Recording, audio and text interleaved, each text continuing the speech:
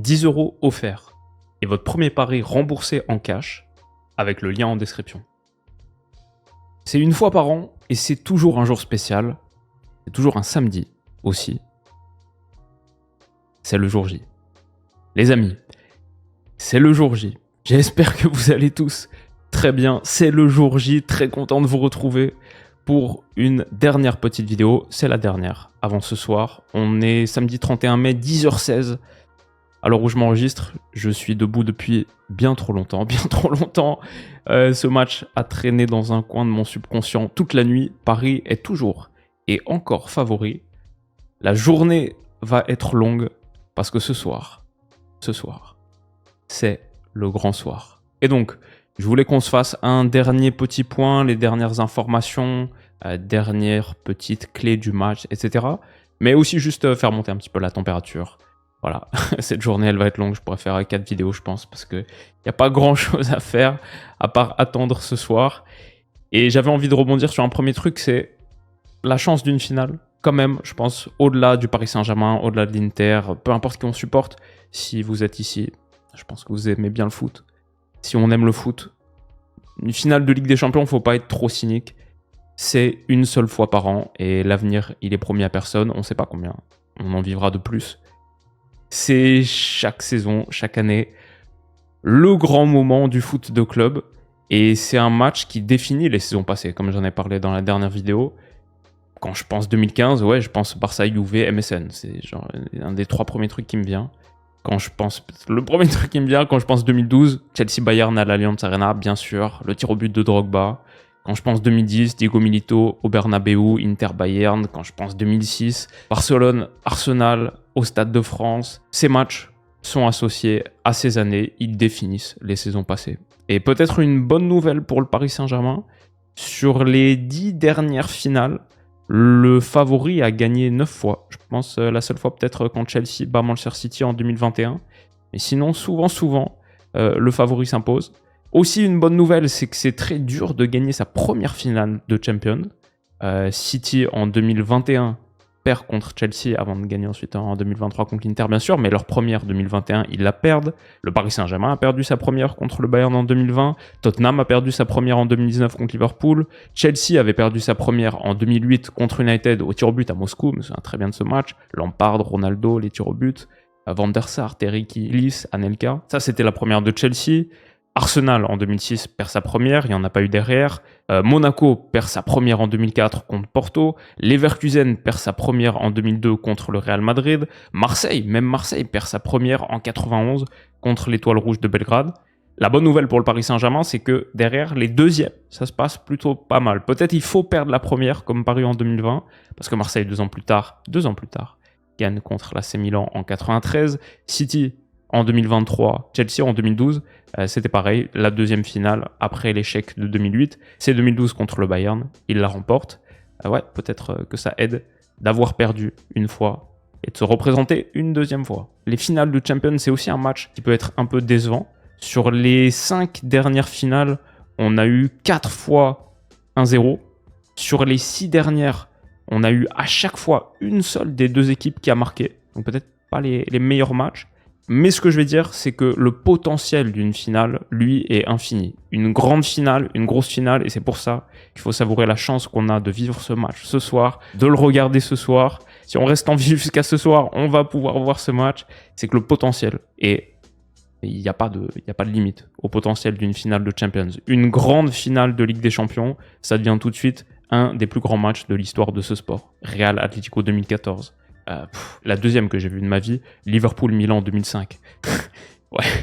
Et même des Inter-Bayern 2010, pour moi, comme j'ai dit, mémorable, légendaire. Barça-United, le plus fort Barça, la plus forte équipe que Sir Alex Ferguson ait rencontré. Ce 3-1 à Londres, je me souviens, l'égalisation de Rooney, la frappe de Messi extérieur de surface, David Villa, etc. Ce match était énorme. Chelsea-Bayern, c'était énorme. Bayern-Borussia Dortmund, c'était énorme. Robben, le but de la victoire à Wembley, énorme. 2014, c'est énorme. Barça-Juve à Berlin, le Barça de la MSN, bien sûr, énorme. Ouais, beaucoup de très très gros matchs en finale de Champions. Et notre histoire, l'histoire de ce sport, elle est définie par ces matchs. On a vraiment, avec le sport professionnel, c'est beau, l'opportunité de voir l'histoire s'écrire en temps réel. Là, ce soir, on va brancher la télé et on va voir l'histoire en temps réel, toute proportion gardée bien sûr, mais c'est un peu comme si on pouvait là décider de se brancher sur l'homme qui atterrit sur la Lune ou la chute du mur. Pas aussi important, mais dans notre petit cosme à nous, c'est important et c'est l'histoire en temps réel. Donc ouais, la finale de Champions.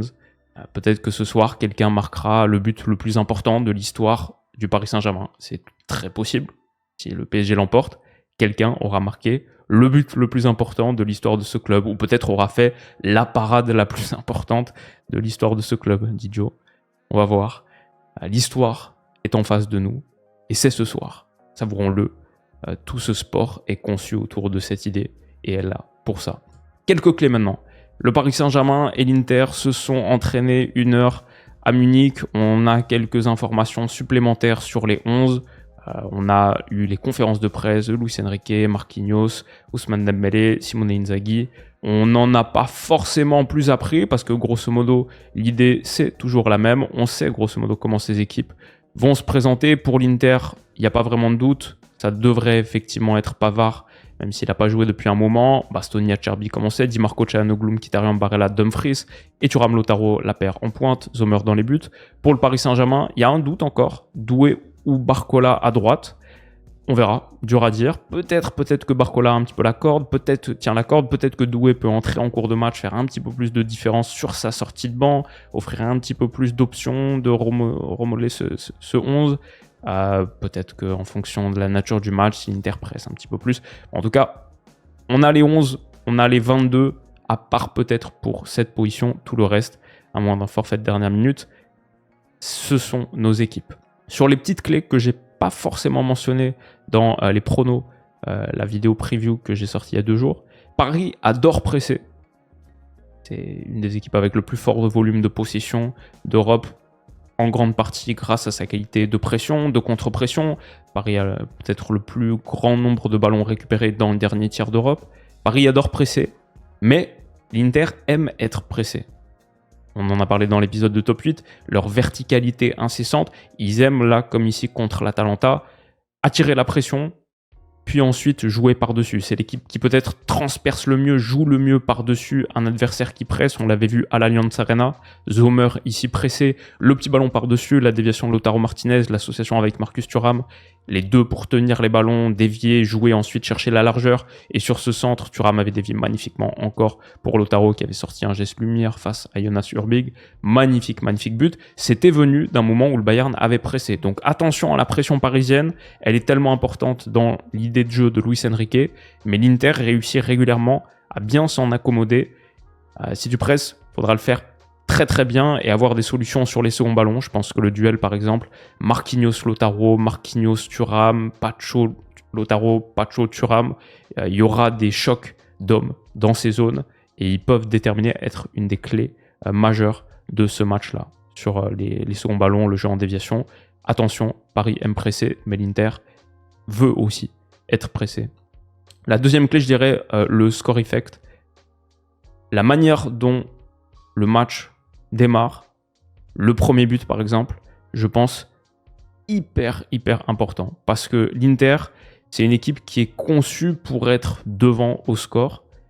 C'est une équipe qui sait presser, qui va peut-être démarrer le match en pressant, mais ça leur convient très bien d'être bas et d'avoir plus d'espace ensuite à la récupération pour être extrêmement verticaux. C'est comme ça qu'ils aiment attaquer, en tout cas, ça c'est sûr. Ils n'aiment pas attaquer jeu positionnel, camper dans la moitié de terrain adverse, pas du tout. Et même, ils n'aiment pas s'exposer à des contres parce que derrière, Acerbi, Pavard, Bastoni, pas forcément Acerbi en central comme ça, pas forcément celui qui aime courir avec 50 mètres d'espace dans son dos. Donc, ils n'aiment pas être dans la moitié de terrain adverse, pratiquer un jeu positionnel. S'ils peuvent finir toute leur séquence offensive en 15 secondes, c'est ça qu'ils veulent. Donc, une situation où ils encaisseraient le premier but, quelque chose d'ailleurs, être mené au score qui leur est arrivé dans toute leur campagne européenne que 16 minutes dans toute la campagne sur 14 matchs, ils ont été menés au score. Donc, ça montre qu'ils ne le sont pas souvent parce qu'ils défendent bien, parce que c'est une super équipe, mais aussi, ils ne veulent pas l'être. Le score effect pourrait beaucoup jouer. Si Paris marque le premier but, je pense que l'Inter peut se retrouver dans une configuration tactique vraiment qui leur va pas et qu'ils ont très peu connu aussi, ça peut être quelque chose qui fait la différence.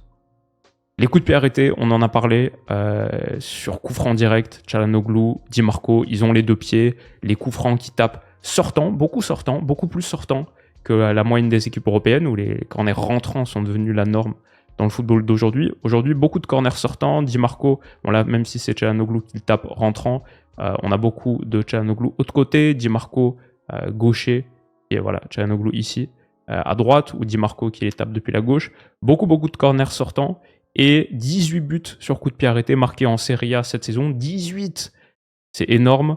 Un corner sur 10 en Europe est rentré, alors que normalement on dit les stats pour marquer sur corner, c'est genre 1 sur 25, 1 sur 30, peut-être 1 sur 20, 5% parfois, 4-5%. L'Inter, très efficace sur les corners, on l'a vu contre le Barça par exemple. Attention aux coups de pied arrêtés. Et enfin, bien sûr, j'en ai parlé un petit peu dans la preview, la durée du match. L'Inter a une équipe beaucoup plus âgée, qui a souffert sur la fin de saison, sur la durée, qui a souffert sur les fins de match, beaucoup plus âgée que le Paris Saint-Germain. À l'Inter, on a Acerbi 37 ans, Zomer 36, Mkhitaryan 36, Arnautovic 36, Darmian 35, De Vrij 33, Taremi 32, Çalhanoğlu 31, Zielinski Silan 31, Pavard 29, ça va. 10 joueurs au-dessus des 30 ans.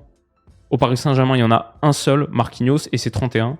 Sinon, Désiré Doué 19, João Neves 20, Barcola 22, Mendes 22, Pacho 23. Une équipe très jeune à Paris. Donc, sur la durée, si ce match doit durer 120 minutes, plus le match dure, mieux c'est pour le Paris Saint-Germain. Et on a vu Simone Inzaghi qui doit régulièrement faire ses 5-6 changements, par exemple, comme contre le Barça. Match retour, on a des Çalhanoğlu, Mkhitaryan qui sont en difficulté. Et si ce match dure jusqu'à la séance de tir au but, Zomer est un bon stopper de pénalty, on le connaît, on le sait que trop bien, mais Donnarumma pour moi encore plus. Il l'a montré cette saison à Anfield en sortant une séance mémorable, une séance décisive, une séance qui fait que sinon Paris serait pas là. Si ça va au tir au but, je considérerais le Paris Saint-Germain aussi légèrement favori. Plus ce match dure, je pense, mieux c'est pour le PSG. Et maintenant, le moment est là. En tout cas, c'est ma sensation. C'est le moment pour Paris. Ce club a été bâti pour ça, a traversé depuis 15 ans toutes les épreuves. La remontada de 2017 contre le Barça, celle de 2019 contre United, 2022 contre le Real. Tellement de moments de difficulté, tellement de ces débriefs là, de février, mars, avril, sur le ton de l'incompréhension, la douleur, le désespoir. Même cette saison, une seule victoire après 5 matchs en Ligue des Champions et le pessimisme médiatique qu'il y avait après Eindhoven, après l'Atlético Madrid, dans un match pourtant que le Paris Saint-Germain avait nettement dominé, était tellement au-dessus. Toutes ces difficultés, tous ces soirs où ce soir semblait si lointain, si inaccessible, et là, non.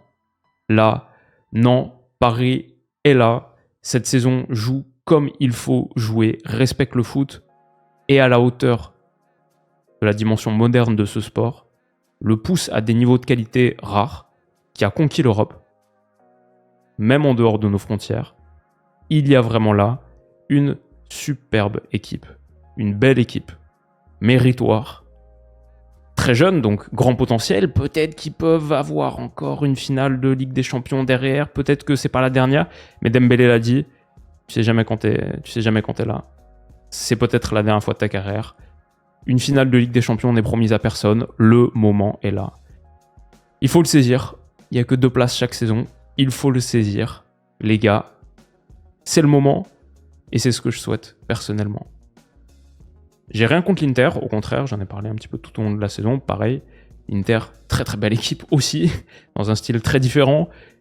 Ferait un superbe vainqueur. Ferait un magnifique vainqueur. Magnifique équipe de foot. Mais ce soir, mon cœur sera parisien. C'est le moment pour Paris de gagner. C'est le moment pour la France de gagner. C'est le moment pour mes potes d'être heureux. C'est le moment pour vous d'être heureux. Des centaines de milliers sur les débriefs du Paris Saint-Germain en Champions depuis des saisons et des saisons et des saisons sur la chaîne. Je pense souvent à vous. Je pense souvent au bonheur que vous pouvez vivre et pas encore. Mais ce soir,